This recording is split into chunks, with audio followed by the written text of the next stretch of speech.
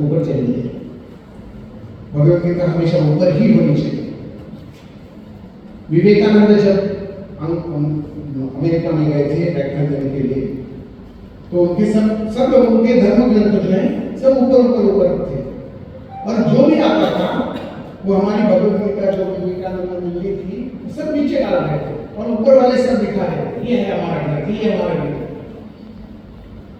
विवेकानंद सबसे लास्ट में बोलने वाले, तो उन्होंने हाथ भी नहीं लगाया। ये सब किताबें जिस पाया के ऊपर है वो भगवत गीता है। इसका फाउंडेशन जो है, फाउंडेशन वो भगवत गीता हर घर के नीचे। गीता बहुत परमोच्च धर्म का ग्रंथ है। हमने उसको भगवे कपड़े में बांध दिया, उसके ऊपर फूल डाल दिया, नया काम हो गया।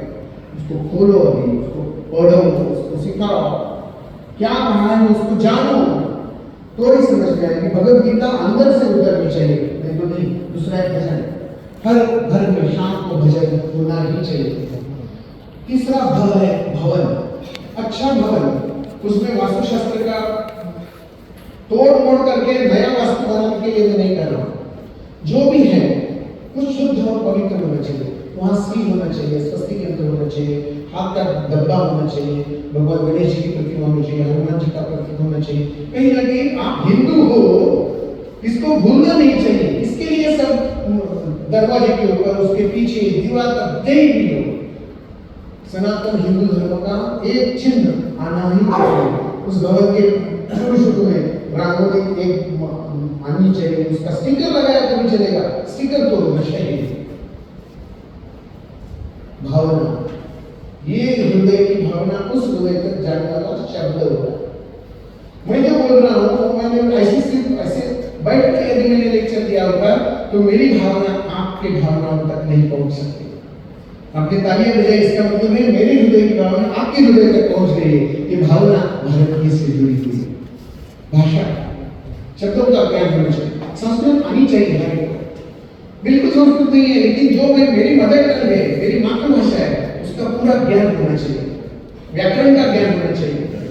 बेशक वैदिक शास्त्र, वैद्य जो होना चाहिए वो आयुर्वेद का ही होना चाहिए, न किसी अंग्रेज ने सिखाया हुआ, उनकी सिलेबस से पढ़ा हुआ नहीं चाहिए।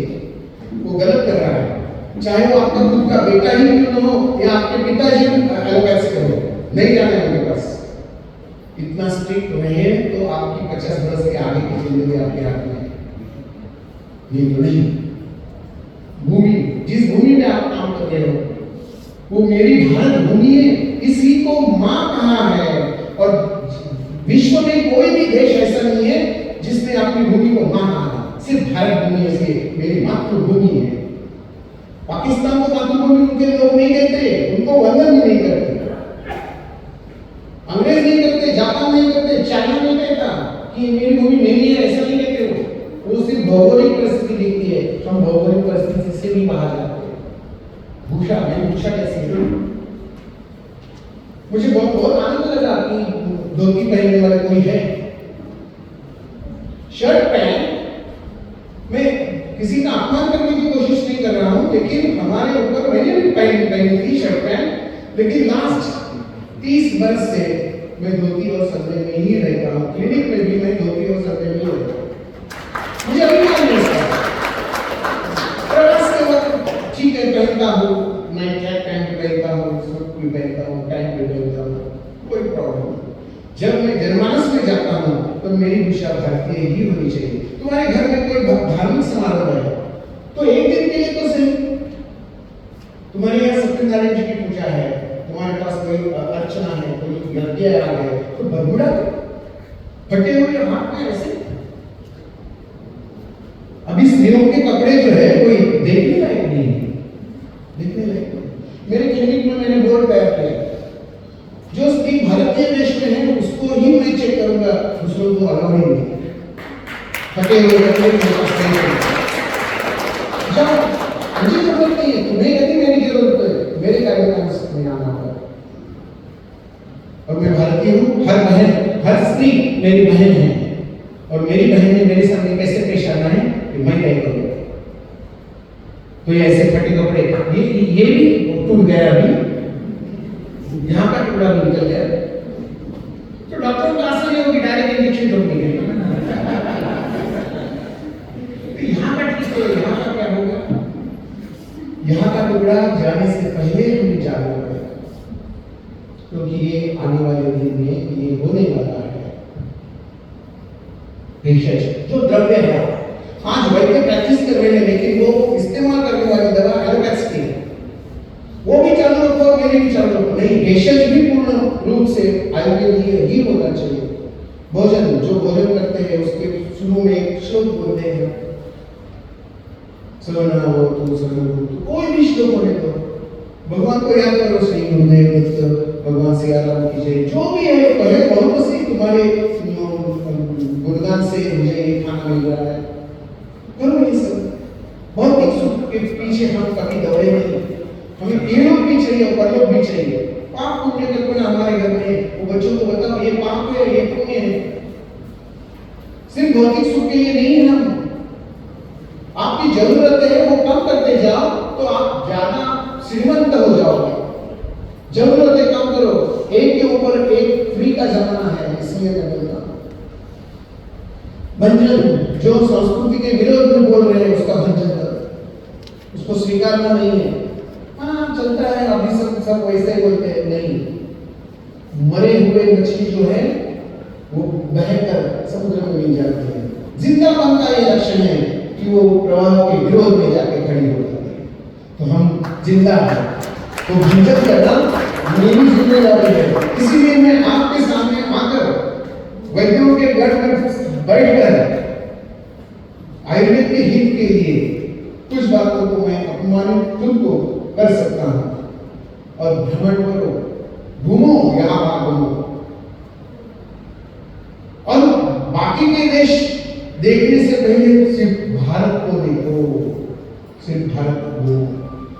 पूरी जिंदगी पड़ी हुई है और आगे 50 साल जिंदगी में भारत भ्रमण करो। बाकी देश अपने आप समझ में आए हुए क्या है क्या नहीं है। भारत देखने के लिए बाकी सब आ रहे हैं, तो हम भारत को छोड़कर हम मलेशिया जा रहे, थाईलैंड जा रहे, सिंगापुर जा रहे। मैं कभी नहीं जाऊंगा, मैं सिर्फ भारत घूमूंगा। इसीलिए मैं पहले कोटा आता था और उदयपुर आके गया राजू भाई के साथ, 4-4 दिन रह कर गया। जब भी मुझे पता चला कि यहाँ एक कार्यक्रम है बीकानेर में, मैंने सबसे पहले हाँ कह दी।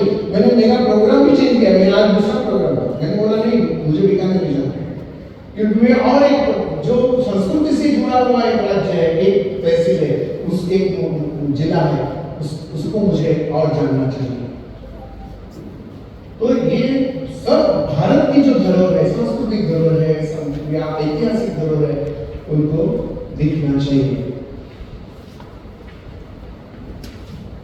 तो इसका फोटो निकालिए, इसके ऊपर जो मैंने सोचा है वो इसके एक मुद्दों के ऊपर 1-1 घंटे का लेक्चर हो सकता है, इतना पोटेंशियल इसमें।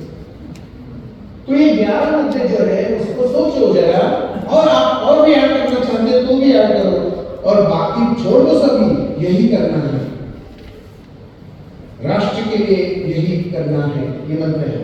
और ये मंत्र का जब मैंने किया तो आपको 100 वर्ष की जिंदगी मिल जाएगी। मेरी 100 वर्ष की जिंदगी मैं जीने वाला हूँ, ये मैंने तय किया है, क्योंकि मुझे जीना है और कुछ करना है। तो 100 वर्ष निरोगी, हेल्दी एंड आनंदी, हैप्पी होने चाहिए। मैं 100 वर्ष जीने के लिए मुझे आपके आशीर्वाद चाहिए, और मेरे 100वां बर्थडे